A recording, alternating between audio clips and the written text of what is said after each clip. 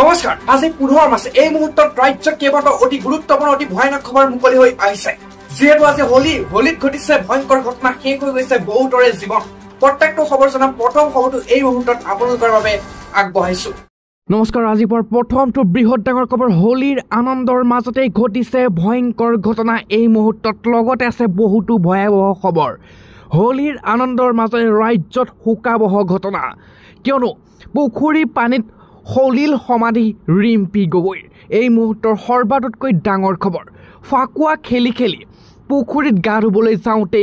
ঘটিল সাংঘাতিক ঘটনা যি ঘটনাই দেশত এতিয়া ৰাজ্যত হুকৰ ছাঁ পৰিছে মৰাণত সংঘটিত হৈছে এই হৃদয় বিদাৰক ঘটনাক কেন্দ্ৰ কৰি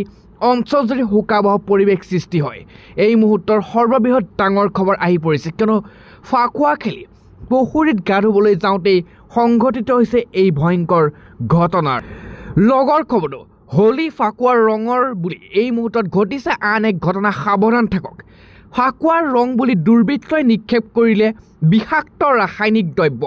হস্পিটেলত এতিয়া 7 গৰাকী স্কুলীয়া ছাত্ৰীৰ জীৱন মৃত্যুৰে যুঁজ চলিছে এই মুহূৰ্তৰ এক বহুতেই ডাঙৰ ভয়াবহ খবৰ সাৱধান থাকক কিয়নো আজি ফাকুৱাৰ দিনাই ঘটিছে এক ভয়ংকৰ ঘটনা ফাকুৱাৰ মাজতে ভয়ংকৰ ঘটনা সংঘটিত হয় 7 গৰাকী স্কুলীয়া ছাত্ৰীক লক্ষ্য কৰি দুৰ্বৃত্তই নিক্ষেপ কৰিলে ৰাসায়নিক দ্ৰব্য মিহলি ৰং কিয়নো হোলী বুলি সকলোৱে ফাকুৱা খেলে কিন্তু এই ফাকুৱাৰ মাজতে ঘটিছে সংঘটিত ঘটনা সংকটজনক অৱস্থাত এতিয়া চিকিৎসালয়ত ভৰ্তি কৰা হৈছে এই ঘটনাক লৈ জনসাধাৰণৰ ক্ষোভৰ সৃষ্টি হৈছে আৰু ইতিমধ্যে দুষ্কৃতিকাৰী দলটোক বিচাৰি অভিযান আৰম্ভ কৰিছে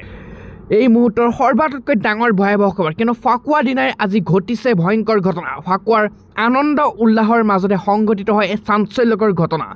ফাকুৱাৰ ৰং সানি বিপদত 7 গৰাকী স্কুলীয়া ছাত্ৰী গৰাক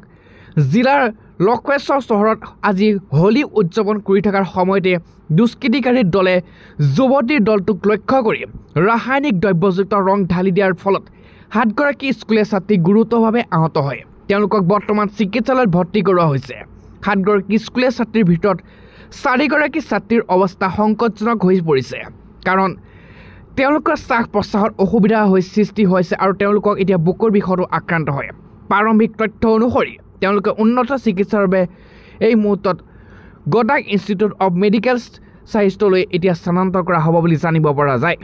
পাছৰটো খবৰ 37 লাখ অৰুণোদয় হিতাধিকাৰীৰ বাবে বৃহৎ উপহাৰ এবাৰতে লাভ কৰিব 5,000 কোটি টকা অৰুণোদয় আঁচনি হিতাধিকাৰীসকলৰ বাবে আহিছে এই মুহূৰ্তৰ ডাঙৰ খবৰটো ভাল খবৰ একেলগে লাভ কৰিব আপোনালোকে 5,000 কোটি টকা নতুনকৈ আঁচনি লাভ কৰা মহিলাই লাভ কৰিব এই টকা অৰুণোদয় আঁচনি 4 মাহৰ ধন একেলগে দিব এতিয়া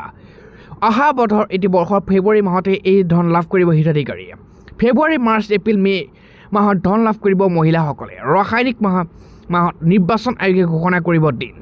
আৰু নিৰ্বাচন আচৰণ বিধি বলবৎ হ'লে নাপাব অৰুণোদয় ধন আৰু সেইবাবে একেলগে 4 মাহৰ অৰুণোদয় ধন দিব হিমন্ত বিশ্ব শৰ্মা চৰকাৰে মুখ্যমন্ত্ৰী হিমন্ত বিশ্ব শৰ্মাৰ এই মুহূৰ্তৰ ডাঙৰ ঘোষণা পাছৰ খবৰ মাত্ৰ 4 দিন তাৰ পিছতে লাখ লাখ লোকৰ একাউণ্টত সোমাব 2.5 লাখ কোটি টকা এই মুহূৰ্তত মুখ্যমন্ত্ৰী ডাঙৰ ঘোষণা হাতত মাত্ৰ 4টা দিন আপুনি এই কাম কৰক আপোনাৰ হাততো 2 পৰা 2.5 লাখ টকাকৈ সোমাব হাতত মাত্ৰ 4টা দিন আছে 4 লাখ লোকৰ একাউণ্টত সোমাব ধন আৰু শীঘ্ৰে কৰক আপোনাৰ একাউণ্টৰ KYC কিবা কাম থাকিলে কাৰণ 19 মাৰ্চত লাখ লাখ লোকৰ একাউণ্টত সোমাব PMAY ধন আৰু 3,80,000 হিতাধিকাৰীয়ে লাভ কৰিব চৰকাৰী ঘৰৰ প্ৰথম কিস্তিৰ ধন পঞ্চায়ত আৰু গ্ৰামোন্নয়ন বিভাগে বিতৰণ কৰিব প্ৰথম কিস্তি পঞ্চায়ত আৰু গ্ৰামোন্নয়ন বিভাগে বিতৰণ কৰিব আৰু লগতে এপ্ৰিল মাহত আৰু 3,80,000 লোকক দিয়া হ'ব ঘৰ এপ্ৰিল মে মাহত পুনৰ প্ৰদান কৰিব 3,80,000 বিনামূলীয়া ঘৰ এতিয়ালৈকে 22 লাখ পৰিয়ালে লাভ কৰিছে বিনামূলীয়া ঘৰ পকী ঘৰ নথকা পৰিয়ালে কৰিব লাগিব জিঅ' টেগিং আৰু এই বিভাগত জীৱিকা সখীসকলেও জিঅ' টেগিং লাভ কৰিবলৈ সক্ষম হ'ব পাছৰ খবৰ আহি গ'ল ধাৰাসাৰ বৰষুণ এই মুহূৰ্তৰ অসমৰ বিভিন্ন প্ৰান্তত এলাৰ্ট জাৰি কৰা হৈছে সাৱধান থাকক শেষ হৈ গৈছে সকলো বহু জেগাত ধুমুহা বৰষুণে চেছ কৰি পেলাইছে সকলো আহি গ'ল ধাৰাসাৰ বৰষুণ এই মুহূৰ্তত চৌদিশে হাহাকাৰ অৱস্থা ধুমুহাৰ লগতে প্ৰচণ্ড শিল বৰষুণ ঠায়ে ঠায়ে বিদ্যুৎ সেৱা ব্যাহত হৈ পৰিছে বতৰ বিজ্ঞান কেন্দ্ৰই জাৰি কৰিছে এলাৰ্ট আজি নিশা সাৱধান থাকক সকলো শিলাবৃষ্টি বজ্ৰপাতৰ আগজননী বতৰ বিজ্ঞান কেন্দ্ৰৰ আহি গ'ল ধাৰাসাৰ বৰষুণ ধুমুহা চৌদিশে এতিয়া হাহাকাৰময় পৰিস্থিতি ৰাষ্ট্ৰীয় ঘাইপথ এতিয়া আবদ্ধ হৈ পৰিছে গছ ভাঙি পৰিছে